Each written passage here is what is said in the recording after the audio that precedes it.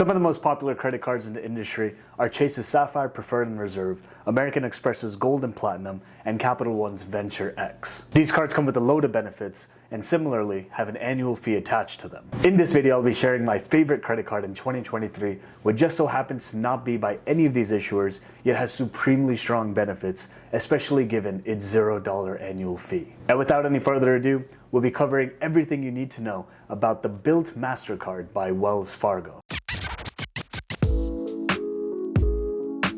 When I first got to know about this card, I wasn't that excited about it. So for it to go to the top of the list, it's a pretty huge feat. We'll go over the card overview, pros and cons, and I'll share my personal experience of having this card on what's coming up on almost 1 full year. Apart from this card having no annual fee, the earning structure is 3x on dining, 2x on travel, and 1x everywhere else. The unique selling point of this card is that you're going to be able to pay rent without incurring any type of transaction fee. And on that rent spend, you're going to get 1x up to 50,000 points per year. Mathematically, you would max this 50K out if your rent is $4,166 per month. The caveat for this earning structure is that you'll need to make at least 5 transactions every single statement period. Coming back to paying your rent and not incurring that transaction fee, let's say your rent is $2,000 and let's say that transaction fee is 3%. 3% of $2,000 is $60 in transaction fees, and in general, unless there are certain scenarios, it wouldn't really make sense to use your credit card if you're not getting more than that 3% in cash back or value back. So let's say your landlord only takes checks. With the BILT Mastercard, you can actually send checks to your landlord and not incur that fee as well. There's some extra details regarding this, which I'll cover later on in the video. Another unique feature of this card is that every first of the month, there's an event known as Rent Day. On this day, you're gonna get 2 times points on the normal multipliers. So on that dining category, instead of 3x, you'll get 6x. On travel, you'll get 4x instead of 2x, and on everything else, you'll get 2x. The only asterisk is that you're not going to get 2 times on rent if you make that rent payment on the first. They advertise their points as being more valuable than Chase's Ultimate Reward points and American Express's Membership Reward points, which is a supremely bold statement in my opinion. We'll dive deeper on this when I share my personal experience. Before moving on to the pros and cons, some of the benefits include no foreign transaction fees, trip cancellation and interruption insurance, trip delay reimbursement, auto rental collision insurance, and finally, with this card being a World Elite MasterCard, you also have some benefits when it comes to Lyft as well as DoorDash. Moving on to the pros, the first one we have is something concerning the BILT Alliance Network. This is essentially the formal name for the 2 million plus properties that BILT has under their purview in the nation. When you're renting at one of these properties, you can essentially elect the choice to report your rent payments to the credit bureaus, hence getting that credit score potential increase for your on-time rent payments. From there, we got something known as BILT Protect, which is essentially a feature where instead of using your credit line to make that rent payment, it can just take it directly from your ACH, so it's not touching any of your credit limit, but you're still able to earn points on that amount of rent paid. They advertise it as if it's a debit card transaction, and that's essentially what it's like. The biggest pro of this card, in my opinion, is the fact that you're able to transfer to specific travel partners, which you don't have with other type of credit card issuers. I'll put a list on screen, and notably we're talking about Hyatt as well as American Airlines, and I'll get more into detail with my personal experience on the value of these type of points. And right before moving on to the cons, 3 pros back to back is that the first one is that it's a metal card, if that matters for you. Second is it's issued through Wells Fargo, which it's a bigger bank than not. And finally, you have the fact that if you're currently not earning any points on rent or you're incurring fees, then this way you're able to negate fees with the BILT Mastercard, and you're able to get points in general and specific type of points, which is that extra pro. And finally, currently you're getting points on rent, but in the future, this could be also for mortgages, and that's something they're investigating further into. And when that comes out, I'll make a video then as well. Moving on to the cons, the first one, it's not in my personal experience, but it's a data point I saw online, so I want to share because I think it's very important to note. It's the fact that if you're not at a BILT Alliance property, and let's say you're paying your landlord through the check method with the BILT Mastercard, let's say that check goes in late, what happens next?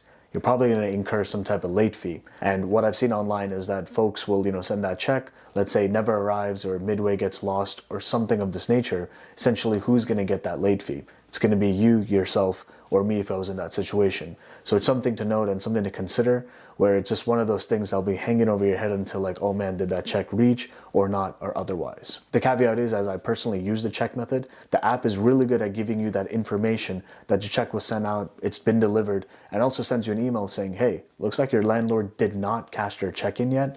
which means that the check's been delivered and the onus is on them to take that next step. The communication on this aspect is supremely phenomenal versus the feeling that, hey, there's snail mail somewhere out there and I don't know if that check reached my landlord or not, etc. Moving on from there, when the BILT Mastercard was initially released, it was its own thing altogether, and it wasn't initially under Wells Fargo's umbrella. And with that, over time, as it's come under it, what I've seen data points online have been saying is that, hey, when I try to get some clarification regarding my BILT Mastercard, it doesn't feel like Wells Fargo reps have everything they need to know regarding the BILT Mastercard, so just some food for thought. Expanding on this con, unfortunately at the time of this recording, there's been this bigger fraud event that happened regarding the BILT Mastercard. Now, you're not going to be responsible for these fraud charges and nothing got posted to my account, yet it was still an attempt nonetheless. So the card essentially was canceled. But getting in touch and doing this process, initially I would have been on hold for 20 minutes and I didn't want to wait, and later on thinking it'd be a shorter time, this became 40 minutes, and then right now at this very moment it was pretty immediate. They picked up, I took care of it, not an issue. And a quick thing on this is regarding the rent.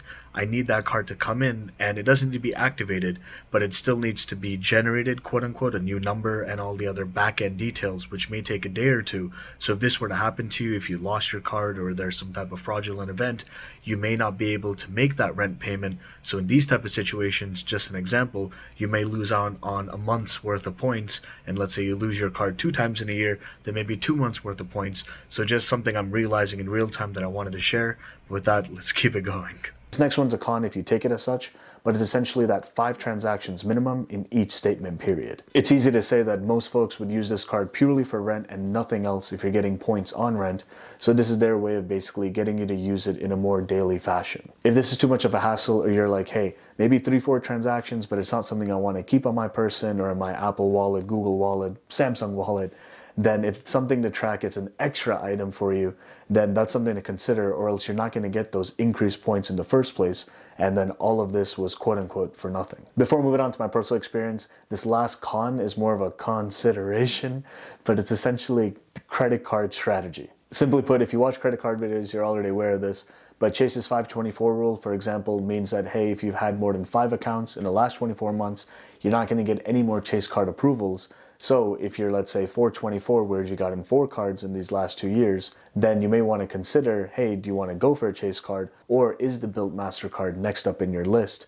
And if you go for the BILT Mastercard, you may not be eligible for that Chase card, but if you get that Chase card, you can still go apply for that BILT Mastercard. So again, a point for consideration. When it comes to paying rent and there's fees involved, it usually doesn't make sense in general, because usually the multipliers of most cards are not going to outweigh, let's say, a 3% transaction fee in a no category type of spend. At the same time, if you're working on a minimum spend for a new card member bonus, then in those situations it may make sense to pay that 3% or whichever amount of transaction fee, because usually on the other side, let's say if you're getting $1,000 of cash back after $4,000 of minimum spend, then it could well be worth it, as that math is you're getting 25% back and you're giving back, let's say 3%, you're getting 20+% in general still. When it comes to the dining category, that 3x, there are other cards that give you, let's say, 3x. For example, the Chase Freedom Unlimited, the Chase Freedom Flex, as well as Capital One Saver One.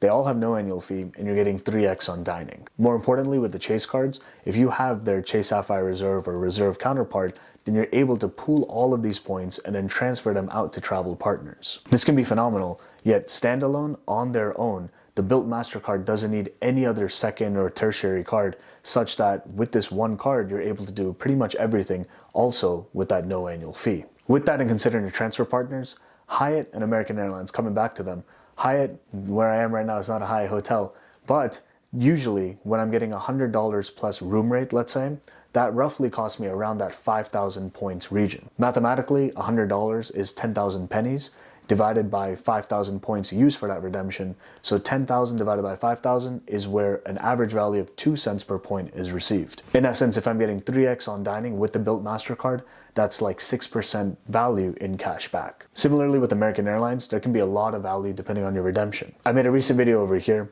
where it's essentially a booking for a party of 4 last minute during Christmas time, and the redemption was an average value of 3 cents per point. Using the same 3x on dining example, it's like getting 9% in value in cash back. Likewise, some specific international redemptions that are always top of mind when it comes to American Airlines for me is going to be the fact when I'm traveling, let's say, from America to India. American Airlines is a partner with British Airways, yet if I make that booking with Avios Miles, let's say on British Airways' site, I may end up paying hundreds of dollars of taxes and fees each one way. So booking through American's platform, depending on which specific flight redemption I'm doing, it could be far less in taxes and fees that will be incurred, essentially leading to a saver reward plus minimal out-of-pocket cost in cash. The BILT Mastercard is the only card currently today that has American Airlines as a partner.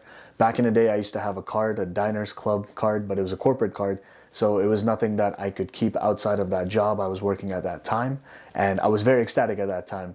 But anyways, lo and behold, here we are now. Outside of transfer partners, there are cards like the American Airlines Red Aviator card by Barclays Bank. I have this card, but the issue is when you look at the multipliers, you're going to get 2x American Airline miles on American Airlines spend and 1x everywhere else. So from an American Airlines accrual perspective, it's actually super tough organically, and so the BILT Mastercard is amazing for me personally for this redemption, and you can kind of see how it's really my favorite card because of so many pros. Overall, this card has no annual fee, so what's the downside? Simply put, it's a no annual fee card, and let's say you move out from a rental property and now you have a mortgage and you're not using the BILT Mastercard for X amount of time. In the end, it's another account on your credit report.